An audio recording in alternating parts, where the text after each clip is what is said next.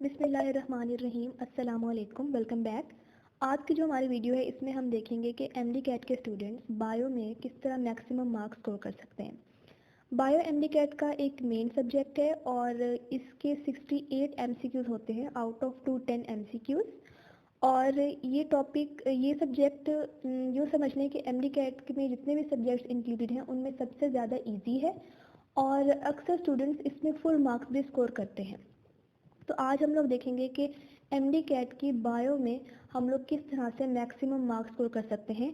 जो ये वीडियो है इसमें मैंने फर्स्ट ईयर बायोलॉजी के बारे में गाइडेंस दी है कि आप लोग फर्स्ट ईयर बायोलॉजी को किस तरह से प्रिपेयर करें कि आप लोग एमडी कैट में मैक्सिमम मार्क्स स्कोर कर सकें। तो स्टार्ट करते हैं फर्स्ट ईयर बायो के चैप्टर नंबर 4 से, जिसका नाम है द सेल, और ये मोस्ट इम्पॉर्टेंट चैप्टर है। अच्छा, आप लोगों को पूरा चैप्टर नहीं प्रिपेयर करना होता जब आप एमडी कैट की प्रिपरेशन करते हैं, जिस तरह आप एफएससी में करते हैं कि आप लोग चैप्टर पूरा प्रिपेयर करते हैं। लेकिन एमडी कैट की जब आप लोग प्रिपरेशन करते हैं तो आप लोग को सिलेक्टेड टॉपिक्स करने होते हैं एक चैप्टर में से जो पीएमसी के सिलेबस में मेंशन्ड होते हैं। ये एक अलग बात है कि इस दफ़ा पीएमसी ने सिलेबस को कोई इतना ज़्यादा फॉलो नहीं किया, बहुत ज़्यादा एमसीक्यूज आउट ऑफ सिलेबस भी आए। तो जो एमडी कैट इम्प्रूवर्स हैं उनको तो मैं यही सजेस्ट करूँगी कि आप लोग फ़िलहाल कंप्लीट चैप्टर करें, क्योंकि अभी आप लोगों के पास बहुत टाइम है। हमारे पास एमडी कैट की प्रिपरेशन के लिए हार्डली 2 मंथ्स थे और इसलिए हमने सिर्फ सिलेबस को ही कवर किया था। लेकिन क्योंकि अब आप लोगों के पास बहुत ज़्यादा टाइम है और आप लोग ये चीज़ एक्सपीरियंस कर चुके हैं कि पीएमसी एमडी कैट में सिलेबस को इतना ज़्यादा फॉलो नहीं करता, हो सकता है कि इस साल कर ले, बट आप लोग अभी जब कोई टॉपिक प्रिपेयर करें या जो भी आप चैप्टर प्रिपेयर कर रहे हैं, आप लोग ऐसा करें कि उन टॉपिक्स को अच्छे तरीके से प्रिपेयर कर लें जो पीएमसी के सिलेबस में मेंशन्ड है, और जो मेंशन नहीं है उनको आप सिर्फ एक दफ़ा रीड ज़रूर कर लें ताकि बार बार रीड करने से आपको वो चीज़ भी अच्छे से आ जाए। और अगर पीएमसी सिलेबस से हट के कुछ देती है तो आप लोगों को कोई मुश्किल ना हो। फर्स्ट ईयर बायोलॉजी में हम लोग द सेल चैप्टर देखते हैं कि आपको ये चैप्टर किस तरह से प्रिपेयर करना है। इसमें से मैंने यहाँ पर जो भी टॉपिक्स मेंशन किए हैं वो मैंने आप लोगों को इसलिए यहाँ पे मेंशन किए हैं ताकि आप लोगों को उनकी इम्पोर्टेंस का अंदाज़ा हो कि एमडी कैट के लिए कौन कौन से टॉपिक्स इम्पॉर्टेंट हैं। Thoroughly read the whole chapter. देखिए, बायो में आपको सिर्फ और सिर्फ चैप्टर को रीड करने से ही उसकी प्रिपरेशन होगी, क्योंकि जब यूएचएस पेपर बनाता था तब भी ऐसा ही होता था, जब पीएमसी पेपर बना रहा है तब भी ऐसा ही है कि बायो की सिंपल बुक लाइंस आती हैं। अगर आपने बायो की बुक की एक एक लाइन को अच्छे तरीके से रीड किया हुआ है ना, तो आप बायो में मैक्सिमम मार्क्स स्कोर कर सकते हैं। अच्छा, अक्सर स्टूडेंट्स के साथ मसला क्या होता है कि वो बायो को रीड तो करते हैं लेकिन उसकी रिवीजन नहीं करते, जिसकी वजह से उन्हें बुक की लाइंस याद नहीं होती और एमडी कैट में फिर जब एमसीक्यूज आते हैं तो वो उसमें कंफ्यूज हो जाते हैं। तो आप लोगों ने बुक की एक एक लाइन, आपने ये नहीं सोचना कि ये लाइन इंपॉर्टेंट है तो इसको अच्छे तरीके से याद कर लें, ये लाइन अनइम्पॉर्टेंट है इसको छोड़ दें। आपने बुक की एक एक लाइन को इम्पॉर्टेंट समझना है और उसको बहुत अच्छी तरह कीनली उसको रीड करना है और उसको समझना भी है, क्योंकि वैसे तो बायो में सिंपल बुक लाइन ही आती हैं, कभी कभी ऐसा भी होता है कि कॉन्सेप्चुअल एमसीक्यूज आ जाते हैं, तो वो भी उसी स्टूडेंट को ही आएंगे जिसने बुक को अच्छी तरह से रीड किया हुआ है और समझा हुआ है। तो आप लोगों ने पूरे चैप्टर को थरली रीड करना है, आपने एक एक लाइन को रीड करना है, आपने कुछ भी दरमियान से नहीं छोड़ना। नेक्स्ट जो पॉइंट है वो है फोकस ऑन द डायग्राम्स। कुछ स्टूडेंट्स क्या करते हैं कि टेक्स्ट सारा पढ़ लेते हैं लेकिन डायग्राम्स को छोड़ देते हैं। तो आप लोगों ने जब यूएचएस पेपर बनाता था तब भी ऐसा ही होता था कि डायग्राम्स में जो इन्फॉर्मेशन दी गई होती थी ना, वहाँ से भी एमसीक्यूज आते थे। इसी तरह से पीएमसी ने जो 2020 में एमडी कैट लिया उसमें भी कुछ एमसीक्यूज ऐसे थे, खासतौर पर बायो एनर्जेटिक्स वाले चैप्टर में कुछ एमसीक्यूज ऐसे थे जो कि डायग्राम्स में से आए हुए थे। तो आप लोगों ने एमडी कैट की प्रिपरेशन करते हुए डायग्राम्स को बिल्कुल इग्नोर नहीं करना। आपने डायग्राम्स को बहुत अच्छी तरह देखना है, उनकी लेबलिंग देखनी है कि कौन सी चीज़ को किस नाम से लेबल किया गया है। बाज़ औक़ात ऐसा होता है कि टेक्स्ट में वो टर्म मेंशन नहीं होती है लेकिन डायग्राम जब आप देखते हैं तो उसमें एक नई टर्म आपको मिल जाती है। तो आप लोगों ने जब बायो की प्रिपरेशन करनी है तो आप लोगों ने डायग्राम्स को इग्नोर नहीं करना, आपने डायग्राम्स को कीनली देखना है कि वहाँ पर कौन कौन से टर्म्स यूज़ हो रही हैं और कौन सा पार्ट किस नाम से लेबल किया हुआ है। इसके अलावा don't ignore the text below the diagrams. This is a very important point कि बहुत सारे एमसीक्यूज बनते हैं उस टेक्स्ट में से जो डायग्राम्स के नीचे लिखा होता है। और जो फर्स्ट ईयर की बायो की बुक है उसमें तो बहुत ज़्यादा इम्पॉर्टेंट पॉइंट्स भी लिखे हुए हैं डायग्राम्स के नीचे। मतलब वो टेक्स्ट का पार्ट नहीं है, जो बुक का जो हम याद करते हैं लॉन्ग क्वेश्चन के लिए। जैसे हम एसएससी की प्रिपरेशन करते हैं ना, कि एक हम लॉन्ग क्वेश्चन प्रिपेयर करते हैं तो हम एक जितना भी लिखा होता है पूरा टॉपिक उसको याद करते हैं, लेकिन और फिर हम डायग्राम की प्रैक्टिस कर लेते हैं। डायग्राम के नीचे जो लिखा होता है उसको हम लोग याद नहीं करते। लेकिन आपने एमडी कैट की प्रिपरेशन के लिए जो डायग्राम के नीचे जो टेक्स्ट लिखा होता है, जो पॉइंट्स लिखे होते हैं, वो आपने बहुत अच्छे से प्रिपेयर करने हैं। फॉर एग्जाम्पल अगर मैं आपको बताऊँ तो जैसे गोल्जी ऑपरेटर्स और लाइसोसोम्स वाला टॉपिक है फर्स्ट ईयर का पीटीबी में। उसमें आप देखेंगे जो डायग्राम्स बनी हुई हैं, गोल्जी ऑपरेटर्स की जो डायग्राम बनी हुई है, इसी तरह से जो लाइसोसोम्स की डायग्राम बनी हुई है, उसके नीचे बहुत ज़्यादा इंफॉर्मेशन दी हुई है। और जो लाइसोसोम्स की डायग्राम बनी हुई है उसके नीचे आपको डेफिनेशन दी गई है डाइजेस्टिव वैक्यूल की, उसके नीचे आपको प्राइमरी लाइसोसोम, सेकेंडरी लाइसोसोम और ऑटोफेगोसोम, आपको ये वाली टर्म्स वहाँ डायग्राम के नीचे जो टेक्स्ट लिखा है वहाँ पे बताई गई हैं। तो ये आपको जो डायग्राम्स के नीचे जो टेक्स्ट होता है ये आपको बहुत हेल्प करता है। तो अगर आप एमडी कैट की तैयारी कर रहे हैं तो आपने इस टेक्स्ट को ज़रूर इम्पोर्टेंस देनी है, डायग्राम्स को भी इम्पोर्टेंस देनी है। आपने सिर्फ वो बुक की लाइंस को ही नहीं पढ़ना, बल्कि आपने डायग्राम्स को भी समझना है, उनकी लेबलिंग को अच्छे तरीके से देखना है, और डायग्राम्स के नीचे जितनी भी बातें लिखी गई हैं वो आपने अच्छे तरीके से देखनी है। नेक्स्ट पॉइंट है वो है clear concepts about all the organelles. तो जो सेल वाला चैप्टर है इसमें आप लोगों ने पढ़ना है ऑर्गेनेल्स के बारे में। आपको हर ऑर्गेनेल का फंक्शन पता होना चाहिए, आपको ये पता होना चाहिए कि ये दूसरे ऑर्गेनेल से किस तरह से रिलेटेड है। जैसे आपने देखा कि लाइसोसोम्स, गोल्जी कॉम्प्लेक्स और जो वैक्यूल हैं ये आपस में रिलेटेड हैं। ठीक है, इस तरह आपको इनके फंक्शंस पता होने चाहिए, और ये भी पता होना चाहिए कि ये आपस में किस तरह से रिलेटेड है। आपको ये भी पता होना चाहिए कि कौन से ऑर्गेनेल्स प्लांट सेल्स में पाए जाते हैं और एनिमल सेल्स में नहीं पाए जाते। आपको ये भी पता होना चाहिए कि कौन से एनिमल सेल्स में पाए जाते हैं और प्लांट सेल्स में नहीं पाए जाते। इस तरह आपको ये भी पता होना चाहिए कि ऐसे कौन से ऑर्गेनेल्स हैं जो कि प्रोकैरियोटिक सेल्स में नहीं होते बट यूकैरियोटिक सेल्स में होते हैं। तो इस तरह आप लोगों ने इस चैप्टर को ऑर्गेनेल्स को प्रिपेयर करना है। और अच्छा ये होगा कि आप लोग इन ऑर्गेनेल्स के शॉर्ट नोट्स बना लें या पॉइंट्स बना लें, जिसमें आप इनको आपस में कंपेयर करके प्रिपेयर कर लें। जिस तरह भी आपको इजीली प्रिपेयर हो जाए आप उस तरह प्रिपेयर करें, और कोशिश किया करें कि किसी भी टॉपिक को उस तरीके से प्रिपेयर करें जिस तरीके से वो आपको ज़्यादा देर तक याद रहे। इससे आपको बहुत हेल्प होगी, क्योंकि जिस दिन आप एमडी कैट देने जाएंगे उससे एक दिन पहले आप सारी चीज़ रिवाइज नहीं कर सकते हैं। तो आपने अपनी रिवीजन भी साथ साथ रखनी है, और आपने इस तरीके से रिवाइज करना है कि आपको वो चीज़ ज़्यादा देर तक याद रहे। और इसका एक बेस्ट तरीका ये है कि आप किसी भी चीज़ को जब भी रिवाइज करें उसके पॉइंट्स बनाएं, उसको लिख कर प्रिपेयर करें। और मैं ख़ुद भी इसी तरीके से प्रिपेयर करती थी कि मैं बायो का कोई भी टॉपिक, अगर मैं एमडी कैट की तैयारी की बात करूँ तो जब भी प्रिपेयर करती थी तो मैं उस टॉपिक के पॉइंट्स बना के उसको लिख लेती थी। इस तरह वो मुझे काफ़ी देर तक याद रहता था और रिवीजन करते हुए मुझे और ज़्यादा अच्छे से प्रिपेयर हो जाता था। जो नेक्स्ट पॉइंट है वो है compare eukaryotic and prokaryotic cells.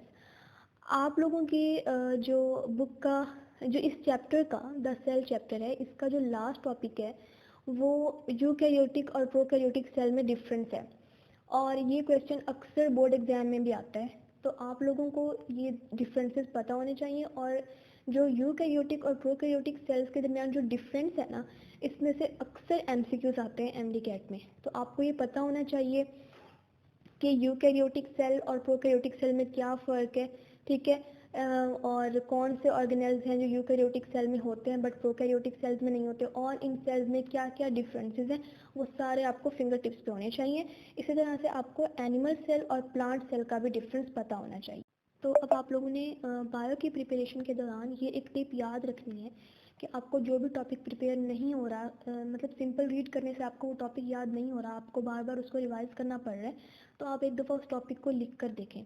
मैं ये नहीं कह रही कि आप सारा जितना भी बुक में जो भी कुछ भी लिखा हुआ है आप वो सारा एक पेज पर लिखें। आप जस्ट पॉइंट्स बनाएं और उन पॉइंट्स को लिखें, या फिर कुछ स्टूडेंट्स फ्लो चार्ट बना लेते हैं, उस तरह से कर लें, या कोई टेबल बना लेते हैं, इस तरह से प्रिपेयर कर लें। तो टेबल्स, फ्लो चार्ट्स और शॉर्ट पॉइंट्स ये बनाने से आपकी बहुत अच्छी प्रिपरेशन हो जाती है।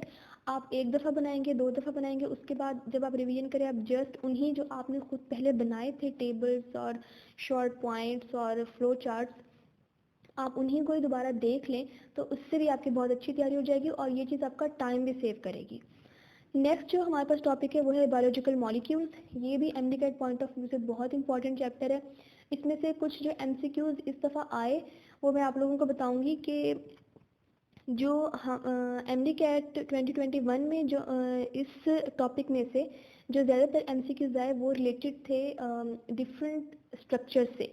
यानी आपको ग्लूकोज का स्ट्रक्चर पता होना चाहिए, सक्रोज का स्ट्रक्चर पता होना चाहिए, राइबोज का स्ट्रक्चर पता होना चाहिए, और आपको डीएनए का स्ट्रक्चर पता होना चाहिए, आरएनए का स्ट्रक्चर पता होना चाहिए। मतलब मैंने यहाँ पर सिर्फ focus on the structure of sugars लिखा है, बट आपको तमाम यानी लिपिड वाले टॉपिक में जो भी स्ट्रक्चर बने हुए हैं और यानी ट्राइग्लाइसराइड का या फैटी एसिड का, इसी तरह से प्रोटीन्स वाले टॉपिक में जो डाइपेप्टाइड का एक स्ट्रक्चर बना हुआ है, इसी तरह से शुगर वाला जो चैप्टर है इसमें सक्रोज का स्ट्रक्चर बना हुआ है। तो आपको ये सारे स्ट्रक्चर्स पता होने चाहिए कि ये किस तरह से बन रहे हैं। और आपको ये कॉन्सेप्ट होना चाहिए कि ग्लाइकोसाइडिक लिंकेज कौन सी है। जैसे अगर हम पंजाब की बुक में देखें तो वहाँ पर जो सक्रोज बना हुआ है उसमें ग्लूकोज और फ्रक्टोज को मिलके सक्रोज बना हुआ है और उसके नीचे एक ब्रैकेट में एक पॉइंट लिखा हुआ है कि दिस इज़ 1-2 ग्लाइकोसाइडिक लिंकेज। ये पॉइंट बहुत इंपॉर्टेंट है और इस पॉइंट से रिलेटेड एमडीकैट 2021 में बहुत ज़्यादा एमसीक्यूज आए। इवन मेरे अपने पेपर में भी एक एमसीक्यूज इससे रिलेटेड आया था। वो पंजाब की बुक से नहीं था, वो फेडरल की बुक से था। तो आप लोगों ने इस टॉपिक को, वैसे तो आप लोगों ने पूरी बायो पंजाब और फेडरल दोनों से ही प्रिपेयर करनी है, बट स्पेशली इस चैप्टर से रिलेटेड फेडरल की बुक में बहुत ज़्यादा इंफॉर्मेशन है। तो आप लोगों ने इस चैप्टर को बहुत अच्छी तरह पंजाब से भी और फेडरल से भी रीड करना है। और ये जो ग्लाइकोसाइडिक लिंकेजेस है ना, आप लोग इनको याद करना है कि whether it is 1-2 glycosidic linkage और 1-4 ग्लाइकोसाइडिक लिंकेज।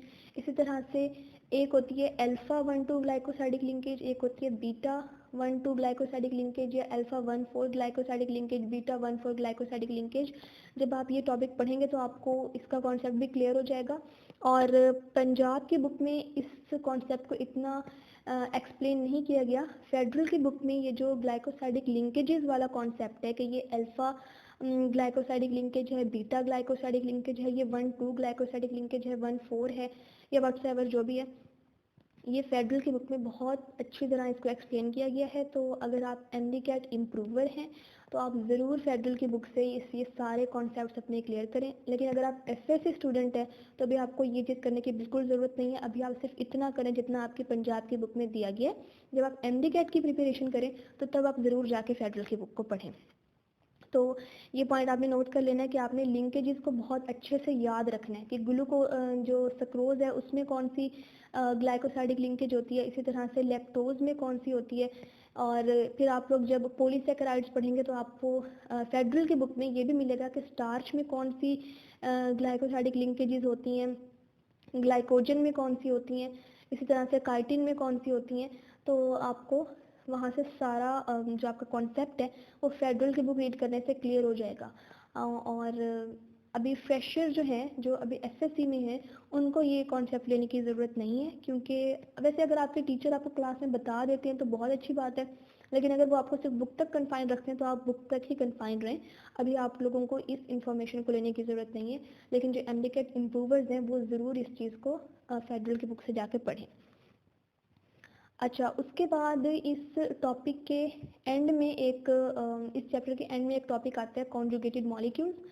पंजाब की बुक में अगर हम देखें तो कॉन्जुगेटेड मॉलिक्यूल्स का जो टॉपिक है वो थोड़ा छोटा लिखा हुआ है, और अगर हम फेडरल की बुक में जाके देखें तो वो थोड़ा बड़ा है। तो बेहतर ये होगा कि आप लोग पंजाब से इसको बहुत अच्छे तरीके से प्रिपेयर कर लें और फेडरल से भी जाके प्रिपेयर करें। और जो पंजाब के स्टूडेंट्स हैं उनको फेडरल की बुक प्रिपेयर करने में थोड़ी मुश्किल होगी, क्योंकि आप पंजाब की बुक को पूरा 2 साल पढ़ते हैं, ठीक है, यानी फर्स्ट ईयर की बुक को आप 1 साल पढ़ते हैं। लेकिन फेडरल की बुक जब हम लोगों ने पढ़ी थी तो हम लोगों ने सिर्फ उसको 2 महीने पढ़ा। तो ऑब्वियसली एक डिफरेंस आ जाता है। आपको पंजाब की बुक ज़्यादा अच्छे तरीके से याद होती है, आपको फेडरल की बुक इतनी अच्छे तरीके से याद नहीं होती, क्योंकि आपने उसे याद नहीं किया होता, आपने सिर्फ उसे एक दफ़ा रीड किया होता है।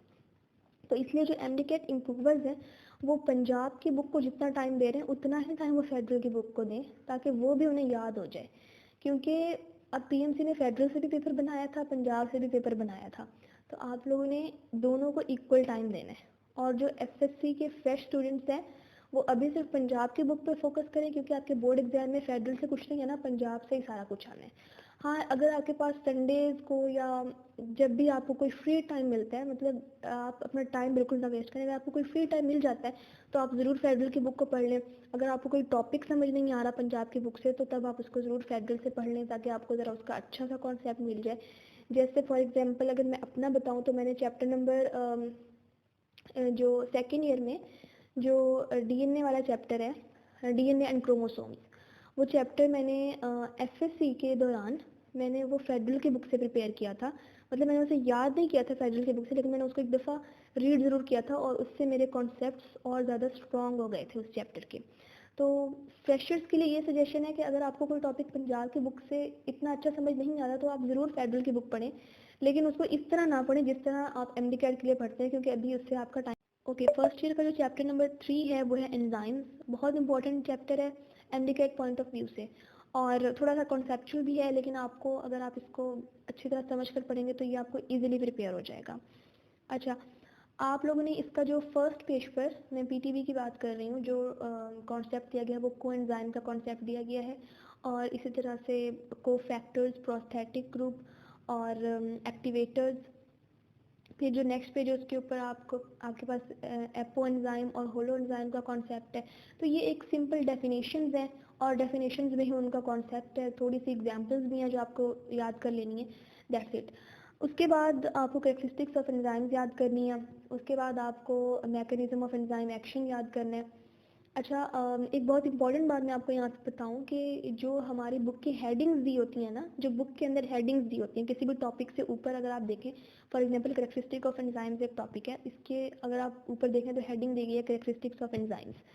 तो इस दफ़ा पीएमसी ने ना इन हेडिंग्स में से भी एमसीक्यूज बनाए हुए थे। फॉर एग्जांपल जो कैरेक्टरिस्टिक ऑफ एंजाइम्स से जो नीचे वाला टॉपिक है उसका नाम है मैकेनिज्म ऑफ एंजाइम एक्शन, जिसमें आप पढ़ते हैं कि एक्टिव साइट क्या होता है, और आप लोग लॉक एंड की मॉडल पढ़ते हैं और डैनियल कोशलन मॉडल पढ़ते हैं। तो जो लॉक एंड की मॉडल है और इंड्यूस्ड फिट मॉडल है, तो आप लोग ये वाला पढ़ते हैं। तो उस टॉपिक के ऊपर जो हेडिंग दी गई है ना, वो हेडिंग है मैकेनिज्म ऑफ एंजाइम एक्शन, और उसके साथ ब्रैकेट में लिखा गया है कैटालाइसिस। और बिल्कुल सेम ही एमसीक्यूज एमडी कैट के पेपर में आया, जो इस दफ़ा हुआ कि mechanism of enzyme action is called और वगैरह वगैरह, मतलब जो भी ऑप्शंस थे। तो आप लोगों ने जो बुक की हेडिंग्स लिखी हुई हैं उनको भी बहुत अच्छे से करना है, जो डायग्राम्स बनी हुई हैं उनको भी बहुत अच्छे तरीके से करना है, जो साइड पे बॉक्सेस बने होते हैं उनके अंदर जो इन्फॉर्मेशन दी गई होती है वो वहाँ से भी एमसीक्यूज आए थे, तो आप लोगों ने वहाँ से भी याद करना है। यानी आपने किसी चीज़ को अनइम्पॉर्टेंट समझ के ना छोड़ना नहीं है, आपने हर चीज़ करनी है, ठीक है। और इसी तरह डायग्राम के नीचे जो टेक्स्ट होता है वो मैं आपको पहले ही बता चुकी हूँ कि वो आपने बहुत अच्छे तरीके से करना है। तो आप लोगों ने हर चीज़ को थरली रीड करना है, ठीक है, किसी चीज़ को अनइम्पॉर्टेंट समझ के छोड़ नहीं देना। उसके बाद factors affecting the enzyme action, substrate concentration हो गया, एंजाइम कंसंट्रेशन हो गया, और टेम्परेचर।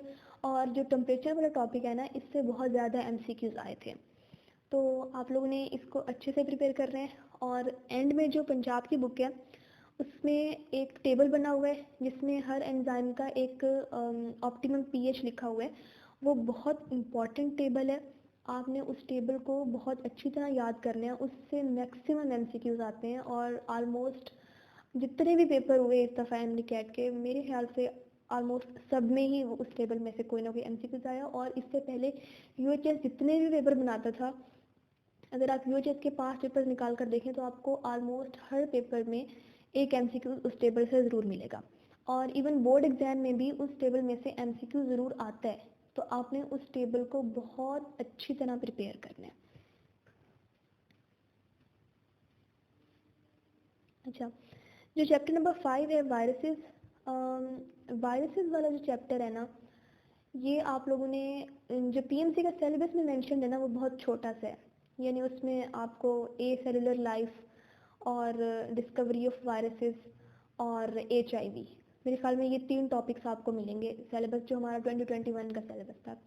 लेकिन असल में क्या हुआ कि MCQs कहीं से भी आ गए थे। For example structure of viruses था, इसी तरह से लाइफ साइकिल ऑफ बैक्टीरियोफेज पे बहुत ज़्यादा MCQs आए। हेपेटाइटिस कहीं मेंशन नहीं था सिलेबस में, बट वहाँ से बहुत ज़्यादा MCQs आए।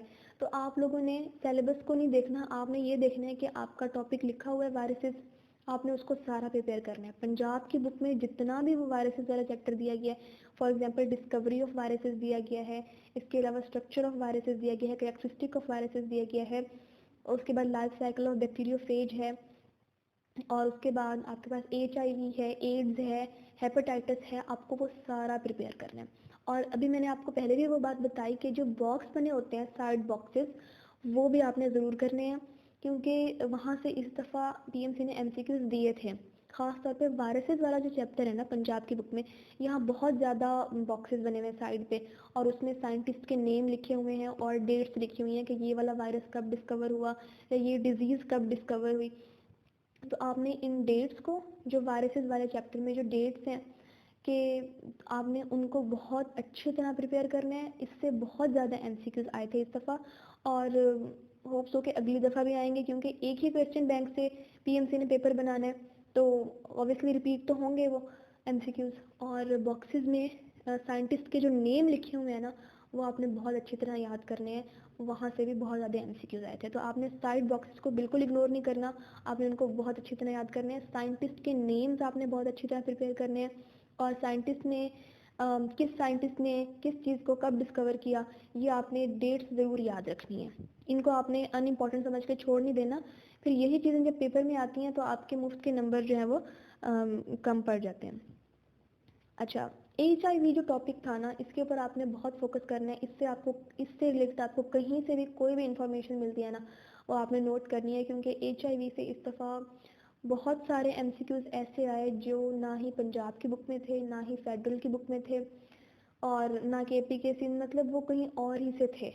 तो आप लोग या तो इस टॉपिक को नेट पे सर्च कर लें, या अपने टीचर से कहेंगे वो आपको इसको बहुत ज़्यादा एक्सप्लेन करके बताएं, क्योंकि इसकी मुख्तलिफ टाइप से रिलेटेड PMC ने MCQs दिए थे कि कौन से टाइप विरुलेंट होती है, कौन से टाइप ह्यूमन में होती है, कौन से टाइप मंकीज़ में होती है। इस तरह से मुख्तलिफ किस्म के MCQs थे। ये जब आप लोग पेड टेस्ट करेंगे, प्रैक्टिस टेस्ट करेंगे PMC के, तो आपको अंदाज़ा हो जाएगा कि HIV से रिलेटेड PMC ने किस तरह के MCQs दिए थे, जो कि आपको पंजाब या फेडरल की बुक्स में नहीं मिलेंगे। तो हो सकता है कि इस दफ़ा PMC ना दे इस तरह के MCQs जो कि FSC लेवल के नहीं है, बट इस चीज़ की कोई गारंटी नहीं है कि जो इस दफ़ा PMC ने MCQs ऐसे दिए जो FSC लेवल के नहीं थे। इवन एंजाइम्स वाले चैप्टर से भी PMC ने बहुत ज़्यादा ऐसे MCQs दिए जो बहुत हाई लेवल के थे, जो FSC लेवल के नहीं थे, जो हमारी जो FSC लेवल पर जो बुक्स पढ़ाई जाती हैं हमारे मुल्क में, उनमें से नहीं थे। तो हो सकता है इस दफ़ा वो MCQs ना आए, बट आपके पास इस चीज़ की कोई गारंटी नहीं है, so you have to prepare for the worst. आपने अपनी तरफ से कोई कमी नहीं छोड़नी। तो आपको बेहतर ये है कि आप जब PMC के प्रैक्टिस टेस्ट करें और आपको कोई MCQs ऐसे लगें जो FSC लेवल के नहीं है, तो आप उन्हें ज़रूर जाके अपने टीचर से डिस्कस करें। आप यूट्यूब पर उनसे रिलेटेड लेक्चर सुन लें, या आप लोग उनको नेट पर सर्च कर लें, लेकिन आपने उनको छोड़ना नहीं है, क्योंकि वो MCQs रिपीट भी होते हैं, और उससे रिलेटेड दूसरे जो कॉन्सेप्ट हैं उससे रिलेटेड भी PMC के जो टेस्ट थे उसमें MCQs आते हैं। इसके अलावा आपने लाइफ साइकिल ऑफ HIV, ये पंजाब की बुक में जो टॉपिक है वो भी अच्छा टॉपिक दिया हुआ है, लेकिन फेडरल की बुक में इसमें बहुत ज़्यादा इंफॉर्मेशन और ऐड की गई है। तो आपने फेडरल की बुक से भी इस चैप्टर को बहुत अच्छी तरह प्रिपेयर करना है। चैप्टर नंबर 6 जो है वो प्रोकैरियोट्स बैक्टीरिया से रिलेटेड है। अच्छा, इस चैप्टर में जो इम्पोर्टेंट पॉइंट्स है ना, वो है साइंटिस्ट के नेम और वो डेट्स के किस साइंटिस्ट ने कौन सी डिस्कवरी कब की। तो वो आपने सारा बहुत अच्छे तरीके से याद करना है। आपने साइंटिस्ट के नेम्स और डेट्स पर ज़रूर फोकस करना है, उनको ज़रूर आपने याद रखना है। और ये नेम्स और डेट्स आपको इस तरह भी आप इनको याद कर सकते हैं कि जब आप पहली दफ़ा इसको पढ़ें तो आप लोग एक पेज पर इन सारे साइंटिस्ट के नेम्स और उनकी अचीवमेंट्स और उन्होंने डिस्कवरी की, जो उस डिस्कवरी की डेट है वो एक पेज पर आप लोग लिख लें। और जब भी आप लोग रिवीजन करने बैठें या रोज़ाना की बेसिस पर उस पेज को आप सिर्फ एक दफ़ा देख भी लें तो वो आपके माइंड में पक्का हो जाएगा और फिर आपको भूलेगा नहीं। तो ये अगर आप एक दफ़ा इसको याद कर लेंगे तो ये ज़्यादा चांसेस हैं कि आपको बहुत ज़्यादा भूलेगा। तो आप लोगों के लिए बेहतर यही है कि आप लोग एक पेज पर सारे साइंटिस्ट के नेम्स, उनकी डिस्कवरीज़ और कि उन्होंने क्या क्या चीज़ डिस्कवर की और क्या चीज़ कब डिस्कवर की, वो सारे आप एक पेज पर लिख लें और उनको डेली बेसिस पर रिवाइज करें। इसके अलावा जो साइनोबैक्टीरिया वाला जो टॉपिक था ब्लू ग्रीन एल्गी, ये पीएमसी के सिलेबस में मेंशन नहीं था, लेकिन इसमें से बहुत ज़्यादा एमसीक्यूज आए। तो मैंने ब्लू ग्रीन एल्गी वाला टॉपिक प्रिपेयर किया था क्योंकि मुझसे पहले जिन स्टूडेंट्स का पेपर हुआ उन्होंने बताया कि पेपर में इस टॉपिक से रिलेटेड एमसीक्यूज आ रहे हैं, तो इसलिए फिर मैंने इसको प्रिपेयर कर लिया और मेरे पेपर में भी बहुत ज़्यादा एमसीक्यूज आए थे इस टॉपिक से रिलेटेड। तो इसलिए मैंने आप लोगों से कहा कि पीएमसी ने इस दफ़ा कोई सिलेबस को ज़्यादा फॉलो नहीं किया, तो आई डोंट नो कि अब इस साल अगले साल यानी 2022 में सिलेबस को फॉलो करते हैं या नहीं। तो एमडीकैट इम्प्रूवर्स जो हैं उनके पास काफ़ी टाइम है, तो वो अपने जो बुक का जो टॉपिक है, जो भी टॉपिक वो एमडीकैट के लिए प्रिपेयर कर रहे हैं उसको कम्प्लीटली प्रिपेयर करें। इसके अलावा वैक्सीनेशन एंड इम्यूनाइजेशन, ये भी टॉपिक इंक्लूडेड था और पंजाब की बुक में थोड़ा छोटा था, लेकिन फेडरल की बुक में इसको ज़रा ज़्यादा एक्सप्लेन करके लिखा हुआ है। तो आप लोग कोशिश करें कि दोनों बुक्स को इक्वल टाइम दें, जो भी टॉपिक आप पंजाब से प्रिपेयर करें वो आप फेडरल से भी ज़रूर प्रिपेयर करें। चैप्टर नंबर 10 है किंगडम एनिमेलिया, और किंगडम एनिमेलिया एक ऐसा चैप्टर है जिसको स्टूडेंट्स प्रिपेयर करना बिल्कुल भी पसंद नहीं करते। ये बहुत बड़ा चैप्टर है और ये बहुत मुश्किल है याद करने के, अगर हम यहाँ से बात करें, क्योंकि ये बहुत ज़्यादा मिक्स होता है, इसमें साइंटिफिक नेम्स बहुत ज़्यादा हैं, इतना ज़्यादा कॉन्सेप्चुअल नहीं है, बस इस चैप्टर को सिर्फ क्रैम करना है, तो इसलिए ये स्टूडेंट्स को मुश्किल लगता है। लेकिन एमडीकैट पॉइंट ऑफ व्यू से ये बहुत इंपॉर्टेंट टॉपिक है। मोस्टली स्टूडेंट्स क्या करते हैं, इस चैप्टर को छोड़ देते हैं और फिर इसी में से ही बहुत ज़्यादा एमसीक्यूज आ जाते हैं। और इस दफ़ा पीएमसी ने जो एमडीकैट बनाया उसमें ये हुआ कि कुछ स्टूडेंट्स के पेपर में किंगडम एनिमेलिया से 2 या 1 एमसीक्यूज आए, कुछ स्टूडेंट्स के पेपर में 10-10 एमसीक्यूज भी आए किंगडम एनिमेलिया से। तो इसलिए अगर आप लोग सेफ जोन में रहना चाहते हैं तो आप लोग किंगडम एनिमेलिया को बहुत अच्छी तरह प्रिपेयर करें। बेशक अगर आप अभी फर्स्ट ईयर के स्टूडेंट हैं तब भी आप इसको बहुत अच्छी तरह प्रिपेयर करें, क्योंकि आपके बोर्ड एग्जाम के लिए ये इंपॉर्टेंट है। और अगर आप एमडीकैट के स्टूडेंट हैं तो तब तो आपको इस चैप्टर को बहुत ही अच्छी तरह प्रिपेयर करना है, क्योंकि पीएमसी ने इस चैप्टर में से बहुत ज़्यादा एमसीक्यूज दिए थे। मैंने अपनी पिछली वीडियो में, जो मैंने फर्स्ट वीडियो थी उसमें भी मैंने बताया था कि आपने किंगडम एनिमेलिया को किस तरह से प्रिपेयर करना है। आपने इसको अगर आप बुक से प्रिपेयर करेंगे ना तो ये आपको इस तरह प्रिपेयर नहीं होगा ईजीली, लेकिन अगर आप इसे नोट से प्रिपेयर करेंगे ना तो ये आपको बहुत अच्छी तरह प्रिपेयर हो जाएगा। मैंने खुद इस चैप्टर को नोट से प्रिपेयर किया था, क्योंकि नोट्स जो होते हैं ना वो टेबुलर फॉर्म में लिखे होते हैं, टेबल्स बने होते हैं डिफरेंट फाइलर के, और उससे आपको बहुत अच्छी तरह प्रिपेयर भी हो जाता है और समझ भी आ जाता है, और फिर आपको भूलता भी नहीं क्योंकि आप नोट्स से बार बार रिवीजन कर लेते हो। तो आप लोगों ने किंगडम एनिमेलिया के, आप लोग अपने टीचर्स, अगर आपके टीचर ने आपको नोट्स प्रोवाइड किए हैं तो वेरी गुड, अगर नहीं किए तो आप किसी ऐसे स्टूडेंट जिसने एमडीकैट क्लियर कर लिया हो आप लोग उससे ले लें, आपको इजीली मिल जाएंगे नोट्स किंगडम एनिमेलिया के। तो आप लोग इनको नोट से प्रिपेयर करें जहाँ पर ये टेबल के फॉर्म में लिखा हुआ है। और आपको पीएमसी के सिलेबस में ये मेंशन मिलेगा कि kingdom animalia general characteristic of all the file of animals. तो स्टूडेंट्स क्या करते हैं, सिर्फ जो पहले 3-4 पेजेस है ना, जो पंजाब की बुक के या फेडरल की बुक के, उनको प्रिपेयर कर लेते हैं। लेकिन आपने करना ये है कि आप लोगों ने इस चैप्टर को पूरा प्रिपेयर करना है, ठीक है। आपने पहले 3-4 पेज प्रिपेयर करके बस नहीं कर देनी, आपने इस चैप्टर को पूरा प्रिपेयर करना है। आपने एक एक फाइला की जनरल कैरेक्टरिस्टिक्स को बहुत अच्छी तरह से याद करना है। अच्छा, अब इस चैप्टर को प्रिपेयर करने का तरीका क्या है, जैसे मैंने पहले बताया कि आपने नोट्स यूज़ करने हैं इसको प्रिपेयर करने के लिए, लेकिन जब आप नोट्स से बार बार इसकी रिवीजन कर लें, ये चैप्टर आपको फिंगर टिप्स पर हो जाए, उसके बाद आपने एक दफ़ा पंजाब की बुक से इसको रीड करना है। मैंने ये किया था कि मैंने जब एमडीकैट की प्रिपरेशन स्टार्ट की थी, मैंने तब से ही रोज़ाना इस चैप्टर को याद करना शुरू कर दिया था नोट से। और जब मुझे ये चैप्टर बहुत अच्छी तरह याद हो गया, मैंने इसको 3-4 दफ़ा रिवाइज भी कर लिया नोट से। तो जब मैंने फाइनल रिवीजन की थी बायो की, तब मैंने इस चैप्टर को पंजाब की बुक से रीड कर लिया था। फेडरल की बुक से मैंने इस चैप्टर को प्रिपेयर नहीं किया था, क्योंकि मैंने एक दफ़ा मैंने मतलब देख लिया था कि कोई फेडरल में कोई इस तरह की कोई टर्म तो नहीं है जो पंजाब की बुक में ना हो, लेकिन मुझे ऐसा कुछ नहीं मिला। तो इसलिए मैंने इस चैप्टर को सिर्फ पंजाब की बुक से ही प्रिपेयर किया था, और पंजाब की बुक से भी सिर्फ एक दफ़ा रीड किया था। बाकी मैंने इस चैप्टर को सारा नोट से प्रिपेयर किया था, वहाँ से बहुत ईजिली प्रिपेयर हो गया था। Chapter number 11, bio energetics. ये बहुत ही कॉन्सेप्चुअल चैप्टर है और आपको इसको अच्छी तरह समझकर प्रिपेयर करना है। सिर्फ रीड करने से आपको ये चैप्टर नहीं आएगा, आप इसके एमसीक्यू सॉल्व नहीं कर पाएंगे। आपको इस चैप्टर का कॉन्सेप्ट, आपका जो इस चैप्टर का कॉन्सेप्ट है वो बहुत क्लियर होना चाहिए। ख़ास तौर पर जो टॉपिक्स हैं लाइक ग्लाइकोलाइसिस है, क्रेब्स साइकिल है, पायरुविक एसिड ऑक्सीडेशन है, इलेक्ट्रॉन ट्रांसपोर्ट चेन है, केल्विन साइकिल है, ये इस तरह के टॉपिक हैं जो आपने क्रिटिकली इनको समझकर प्रिपेयर करने हैं। और जैसे मैंने लिखा है कि आप लोग अगर किसी इंडियन टीचर की या इंडियन यूट्यूब चैनल की अगर आप हेल्प लेना चाहते हैं तो आप ज़रूर लें, क्योंकि जो इंडियन यूट्यूब चैनल्स हैं ना वो बहुत अच्छी तरह इन टॉपिक्स को समझा देते हैं, इनको कवर कर देते हैं। तो आप लोग ज़रूर वहाँ से हेल्प लें, इससे आपको ये टॉपिक बहुत अच्छी तरह प्रिपेयर हो जाएगा। और जिस लेवल के एमसीक्यूज़ पीएमसी दे रहे हैं ना वो किसी भी बुक से कन्फाइन नहीं हो रहे, मतलब वो विदाउट एनी बाउंड्रीज कहीं से भी वो एमसीक्यूज़ आ रहे हैं। तो बेहतर ये होगा जो एमडी कैट इम्प्रूवर्स हैं ना उनके पास काफ़ी टाइम है, तो वो इस तरह करें कि वो ये वाला चैप्टर है ना, इस अगर ये उन्हें समझ नहीं आ रहा, आपको अकेडमी के टीचर की समझ नहीं आ रही है, तो आप ज़रूर इंडियन यूट्यूबर्स को कंसल्ट करें। वहाँ से आपको ये चैप्टर बहुत अच्छी तरह समझ आएगा, इसके सारे कॉन्सेप्ट्स आपको क्लियर हो जाएंगे। और जो यूट्यूब चैनल मैंने आपको फर्स्ट वीडियो में बताए थे ना, आप लोग उन्हीं पे ही जाकर अगर आप ये टॉपिक सर्च करेंगे ना तो आपको बहुत अच्छी तरह वो टॉपिक समझ आ जाएंगे चैप्टर नंबर 11 के।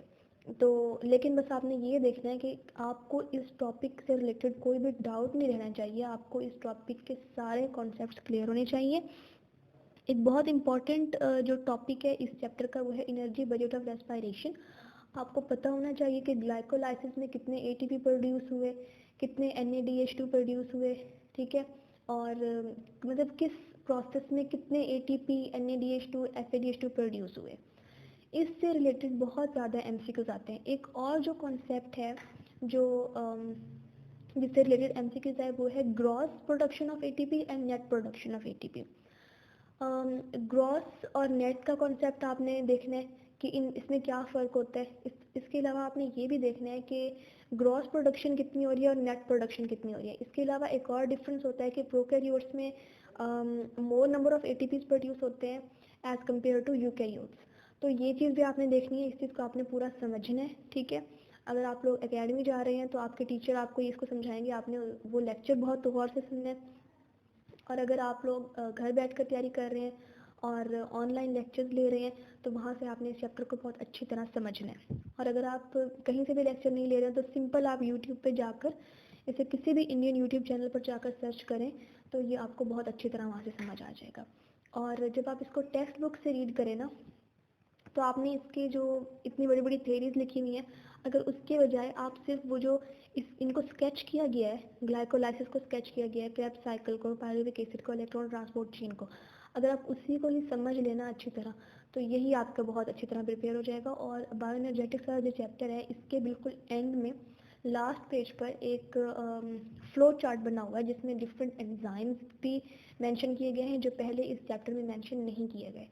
तो आप लोग उन एंजाइम्स को भी अच्छी तरह याद कर लें।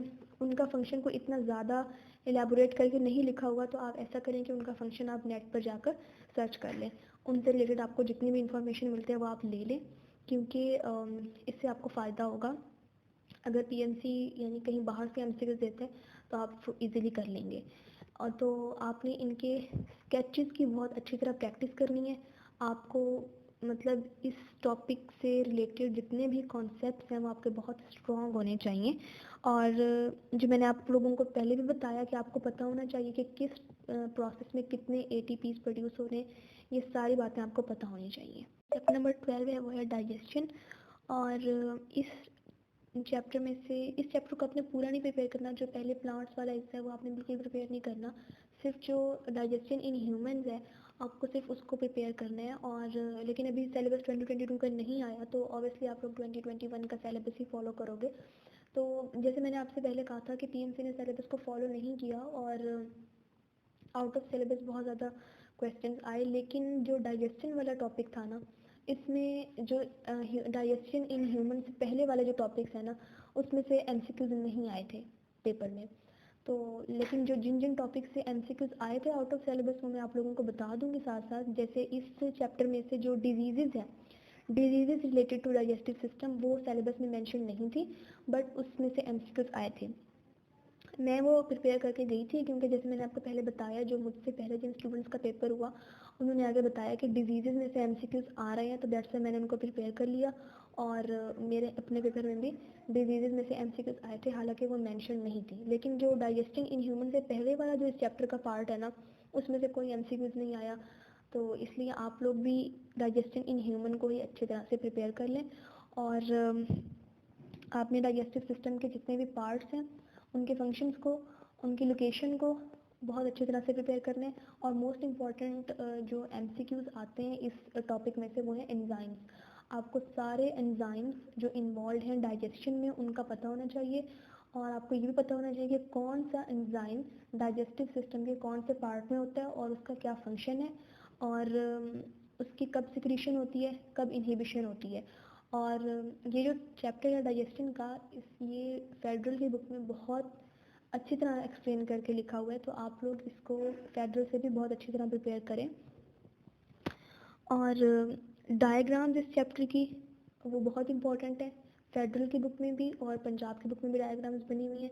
तो आपने इस चैप्टर की डायग्राम्स पर भी फोकस करना है, और डायग्राम्स के नीचे जो टेक्स्ट लिखा हुआ है उसके ऊपर भी फोकस करना है, वहाँ से भी अक्सर एमसीक्यूज आते हैं। चैप्टर नंबर 13 जो है वो है रेस्पायरेशन, और इस टॉपिक को भी आपने सिर्फ और सिर्फ जो रेस्पायरेशन इन ह्यूमंस है ना, आपने वो वाला टॉपिक प्रिपेयर करना है, आपने ये पूरा चैप्टर प्रिपेयर नहीं करना।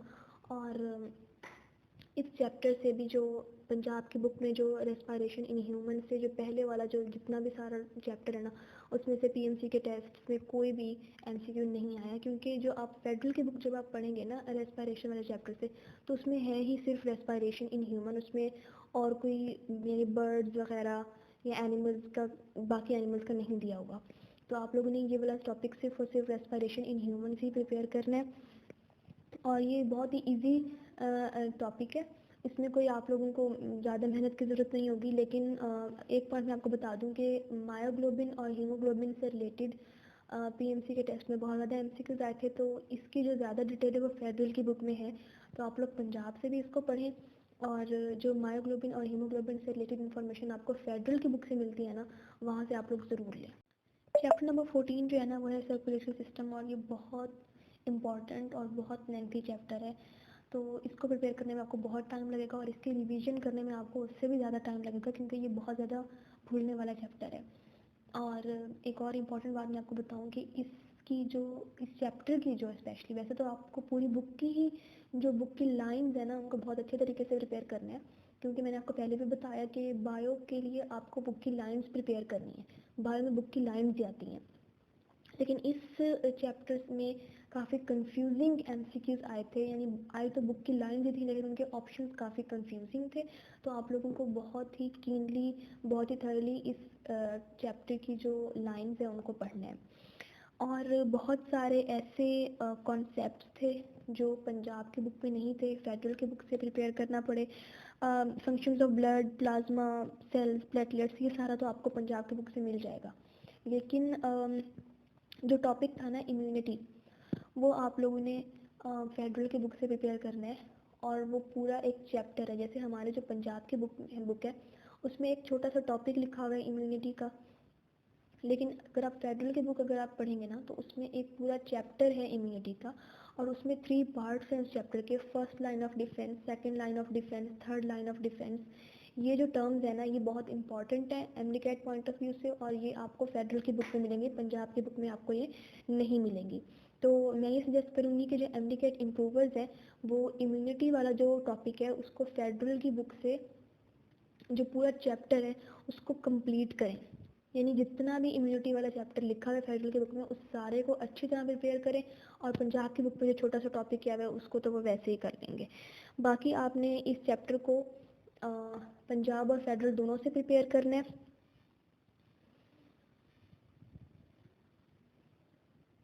जो लास्ट में मैं आपको कुछ टिप्स देना चाहूँगी जो आपकी बायोलॉजी के साथ साथ तमाम सब्जेक्ट्स की प्रिपरेशन में आपके लिए हेल्पफुल होंगी। वो ये है कि आपने जो लेक्चर के नोट्स हैं ना वो खुद बनाने हैं। अच्छा, मोस्टली स्टूडेंट्स क्या करते हैं कि जिन बच्चों ने एमडी का क्लियर कर लिया होता है उनके रजिस्टर ले लेते हैं कि जी हम लोग यहाँ से नोट्स देख लेंगे। तो आपने प्लीज़ ऐसा बिल्कुल नहीं करना, आपने अपने नोट्स खुद बनाने हैं। इससे आपको बहुत फ़ायदा होगा। जब तक आपके हाथ से कोई चीज़ नहीं गुजरेगी वो आपको समझ कैसे आएगी।